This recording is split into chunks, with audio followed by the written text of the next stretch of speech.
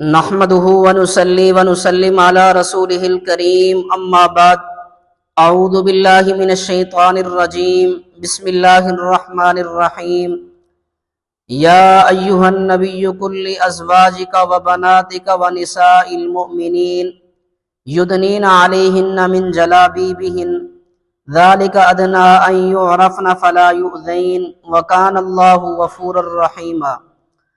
صدق اللہ العظیم۔ اللہم صلی علی محمد وعلی آل محمد کما صلیت علی ابراہیم وعلی آل ابراہیم انک حمید مجید۔ اللہم بارک علی محمد وعلی آل محمد کما بارکت علی ابراہیم وعلی آل ابراہیم انک حمید مجید۔ معزز حاضرین و سامعین، امید کرتا ہوں کہ تمام احباب ایمان و صحت کی بہت اچھی حالت میں ہوں گے۔ اللہ کریم آپ سب کو اپنی حفظ و امان میں رکھے۔ میرے دوستو، انتہائی افسوس کی بات ہے کہ کچھ لوگ نبی کریم صلی اللہ علیہ وسلم کی 3 شہزادیوں کے نسب مطہر پر حملہ کرتے ہوئے ان کے پاک نسب کو داغدار کرنے کی ناپاک کوشش میں مصروف یہ کہتے ہوئے نظر آتے ہیں کہ یہ 3 شہزادیاں حضرت رسول پاک صلی اللہ علیہ وسلم کی نہیں تھی۔ نعوذ باللہ۔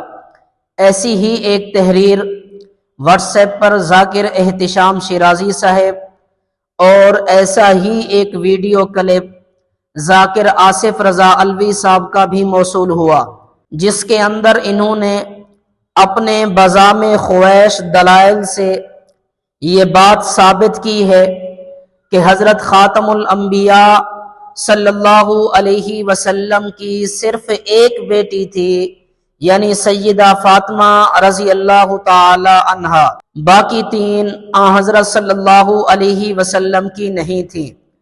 لیکن عجیب بات یہ ہے کہ اپنے اس دعوے پر قرآن کریم کی ایک آیت، رسول مکرم صلی اللہ علیہ وسلم یا ائمہ کرام میں سے کسی ایک کا فرمان بھی پیش نہیں کر سکے، جس سے یہ واضح ہوتا کہ آپ صلی اللہ علیہ وسلم کی صرف ایک بیٹی تھی، باقی 3 بیٹیاں آپ صلی اللہ علیہ وسلم کی نہیں تھی۔ آل حق آل سنہ والجماعہ چونکہ آپ صلی اللہ علیہ وسلم کی ساری آل اور ساری جماعت کو مانتے ہیں، اس لیے اپنے نظریات کی بنیاد قرآن و سنت اور ائمہ کرام کی پاکیزہ تعلیمات پر رکھتے ہوئے یہ کہتے اور مانتے ہیں کہ حضرت رسول پاک صلی اللہ علیہ وسلم کی 4 صاحبزادیاں تھیں، جن کی والدہ محترمہ ام المومنین سیدہ خدیجۃ الکبریٰ رضی اللہ تعالی عنہا اور والد گرامی حضرت رسول پاک صلی اللہ علیہ وسلم ہیں۔ ان شہزادیوں کے اسماء گرامی یہ ہیں: سیدہ زینب بنت رسول رضی اللہ عنہا، سیدہ رقیہ بنت رسول رضی اللہ عنہا، سیدہ ام کلثوم بنت رسول رضی اللہ عنہا، سیدہ فاطمہ بنت رسول رضی اللہ عنہا۔ یہ 4 صاحبزادیاں حضرت رسول پاک صلی اللہ علیہ وسلم کی پاکیزہ نسبت کی وجہ سے اہل ایمان کی آنکھوں کا نور، دل کا سرور اور ایمان کا حصہ ہے۔ آئیے سب سے پہلے اللہ کے قرآن کی طرف رہنمائی حاصل کرتے ہیں کہ اللہ کا قرآن اس پر کیا کہتا ہے کہ رسول پاک صلی اللہ علیہ وسلم کی کتنی بیٹیاں تھیں، 1 یا زیادہ۔ سورۃ الاحزاب پارہ نمبر 22 کی آیت نمبر 59 میں ہے: اے نبی صلی اللہ علیہ وسلم، تم اپنی ازواج سے اور اپنی بیٹیوں سے اور اہل ایمان کی عورتوں سے یہ کہہ دو کہ وہ چادروں سے گھونگھٹ نکال لیا کریں، اس سے قرین ہے کہ وہ پہچانی جائیں اور ستائی نہ جائیں، اور اللہ بڑا بخشنے والا اور رحم کرنے والا ہے۔ یہ ترجمہ میں نے اپنے کسی بزرگ کا پیش نہیں کیا، اہل سنت کے کسی عالم کا پیش نہیں کیا، بلکہ یہ ترجمہ مقبول سے پیش کیا ہے۔ اب اس آیت مبارکہ میں صاف صاف موجود ہے، اے پیغمبر اپنی بیٹیوں سے کہہ دے۔ بیٹی نہیں فرمایا، آپ صلی اللہ علیہ وسلم کی طرف نسبت کرتے ہوئے بیٹیوں فرمایا گیا ہے، جس کا مطلب بالکل واضح ہے کہ آپ صلی اللہ علیہ وسلم کی بیٹی نہیں بلکہ بیٹیاں تھیں، اور اس کی نسبت بھی آپ صلی اللہ علیہ وسلم کی طرف کی گئی ہے کہ وہ آپ ہی کی تھیں۔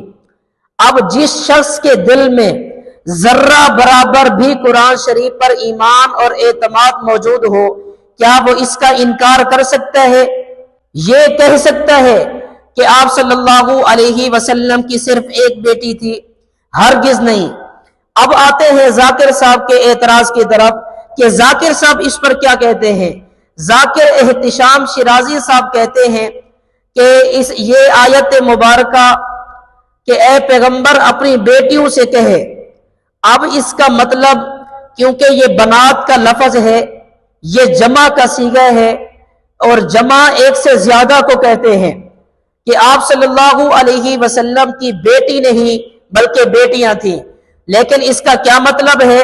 مطلب تو واضح تھا کہ آپ صلی اللہ علیہ وسلم کی بیٹیاں ہیں، لیکن ذاکر صاحب کہتے ہیں کہ اس آیت مبارکہ کا نزول پردہ کے حکم کے لیے ہوا تھا، بنات الرسول کی تعداد بتانے کے لیے نہیں۔